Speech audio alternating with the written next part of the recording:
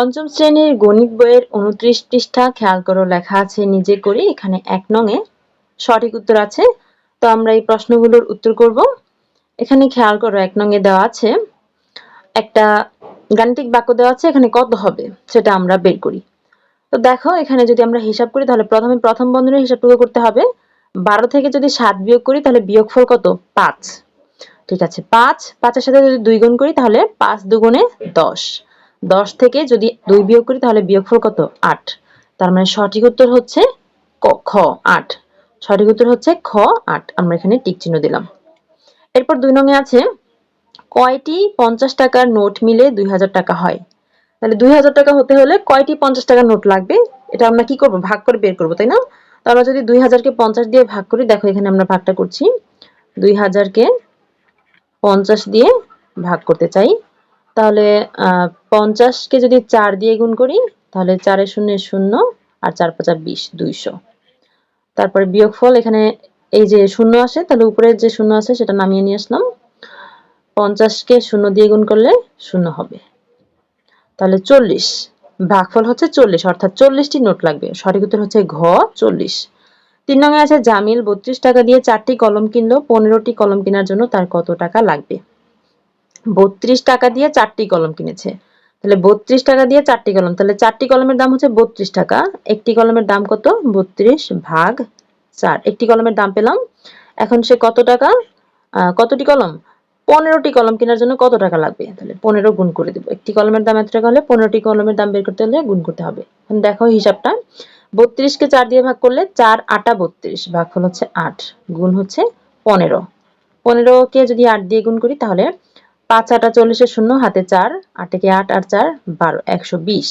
তার মানে সঠিক উত্তর হচ্ছে গ ১২০ টাকা লাগবে। ৪ নম্বরে আছে ১ ডজন পেন্সিলের দাম ৪৮ টাকা হলে ৮টি পেন্সিলের দাম কত?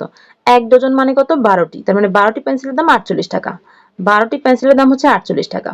তাহলে ৪৮ টাকা দিয়ে ১২টি পেন্সিল কিনবে, তাহলে একটির দাম কত? ৪৮ ভাগ ১২। একটির দাম পেলাম, এখন ৮টি পেন্সিলের দাম কত? তাহলে গুণ করতে হবে ৮। দেখো হিসাবটা করছি। ১২ নামটা পড়ো, ১২ কে ১২, ১২ দুগুণে ২৪, ৩ ১২ ৩৬, ৪ ১২ ৪৮, ভাগফল হচ্ছে ৪। তারপর হচ্ছে গুণ ৮, তাহলে ৪ ৮ ৩২।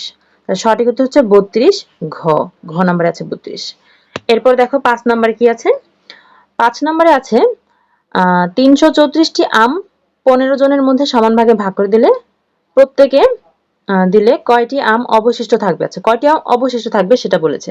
তাহলে ৩৩৪ কে কত জনের মধ্যে? ১৫ জনের মধ্যে ভাগ করে দিয়েছে। তাহলে ১৫ দিয়ে ভাগ করি, ১৫ দুগুণে ৩০, বিয়োগফল হচ্ছে ৩। উপর থেকে ৪ নামিয়ে নিয়ে আসলাম।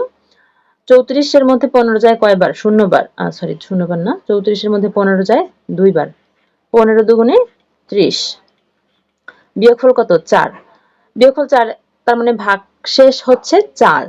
তার মানে এই ৪টি কিন্তু অবশিষ্ট থেকে যাবে, তাই না? তাহলে অবশিষ্ট থেকে যাবে, সেটাই তো আমাদের জিজ্ঞাসা করেছে। তাহলে অবশিষ্ট কয়টি থেকে যাবে? ৪টি। উত্তর, সঠিক উত্তর হচ্ছে ক নম্বরে, উত্তর হচ্ছে ৪।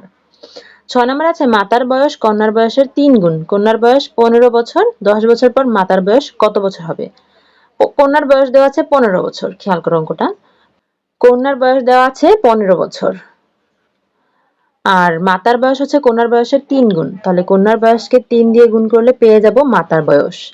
বলেছে ১০ বছর পর মাতার বয়স কত হবে? ১০ বছর পর তার বয়স আরো ১০ বছর বাড়বে, তার মানে ১০ যোগ করব। এখন সমাধান কত হবে? ৩ ১৫ ৪৫। ৪৫ এর সাথে ১০ যোগ করলে ৫৫। তাহলে ১০ বছর পর মাতার বয়স কত হবে? ৫৫ বছর। গ নম্বরে আছে, গ ৫৫ বছর। ৭ নম্বরে একটি গাণিতিক বাক্য দেওয়া আছে। বলেছে গাণিতিক বাক্যটির ফাঁকা ঘরে নিম্নের কোন প্রতীকটি বসবে? এখানে কিছু প্রতীক দেওয়া আছে, দেখো। তাহলে আমরা হিসাব করে বের করি। তাহলে এইখানে কত হবে আর এখানে কত হবে সেটা আমরা একটু বের করি। এখানে আছে ৫ গুণ ৬ ভাগ ২। তাহলে আমরা গুণ আর ভাগের মধ্যে কোনটা আগে করি? আমাদের কি মনে আছে? আমরা প্রথমে ভাগের কাজ করি, তারপর করি গুণ, তারপর যোগ, তারপর বিয়োগ। তাহলে আমরা প্রথমে ভাগ করব।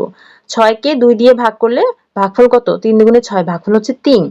৩ কে ৫ দিয়ে গুণ করলে ৩ ৫ ১৫। তার মানে এখানে উত্তর হবে কত? এখানে উত্তর হবে ১৫। আর এখানে কত হয়? এখানে আছে গুণ আর বিয়োগ। গুণ আর বিয়োগের মধ্যে কোনটা আগে করি? আমরা আগে গুণের কাজ করি। গুণ করে ৬ ৬ ৩৬, ৩৬ থেকে ৬ বিয়োগ করলে ৩০।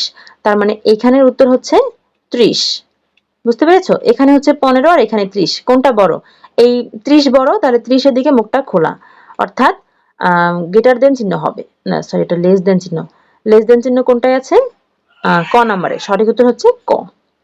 এরপরে 8 নং এ আছে খোলা বাক্যের উদাহরণ নিচের কোনটি? আমাদের কি মনে আছে আমরা পড়েছিলাম খোলা বাক্য কোনগুলা?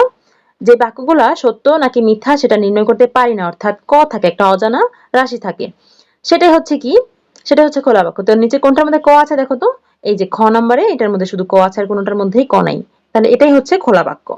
বুঝতে পেরেছি? দেখো আমরা কিন্তু সবগুলো সঠিক উত্তর করে ফেললাম বুঝে বুঝে। আশা করি বুঝতে পেরেছো। আমাদের এই চ্যানেলে তোমাদের নতুন গণিত বইয়ের সব অঙ্কের সমাধান দেওয়া আছে, দেখতে হলে আমাদের চ্যানেলে পঞ্চম শ্রেণীর একটা প্লেলিস্ট আছে, সেটা একটু চেক করো, ডেসক্রিপশনে প্লেলিস্টটার লিংক দিয়ে দিয়েছি, একটু চেক করো, তাহলে সব অঙ্কগুলো পেয়ে যাবে। আমাদের অনলাইন ক্লাসে ভর্তি চলছে, বিস্তারিত জানতে আজই যোগাযোগ করতে পারেন স্ক্রিনে দেওয়া কন্ট্যাক্টে। আমাদের হোয়াটসঅ্যাপ নাম্বারে মেসেজ করতে পারেন, অথবা ইমেইল করতে পারেন, অথবা ফেসবুক পেজে মেসেজ করতে পারেন। আমাদের ফেসবুক পেজ প্রশ্ন পড়ার ঘর অনলাইন স্কুল অ্যান্ড কোচিং, অথবা আমাদের ইউটিউব চ্যানেলের সাথেই থাকতে পারেন, আমাদের ইউটিউব চ্যানেল শিউলিস ক্লাসরুম।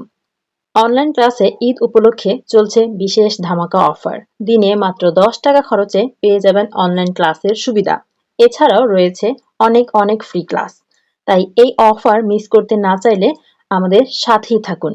আর অনলাইন ক্লাসে ভর্তি হতে এখনই যোগাযোগ করুন আমাদের কন্ট্যাক্টে। এতক্ষণ সাথে থাকার জন্য সবাইকে ধন্যবাদ।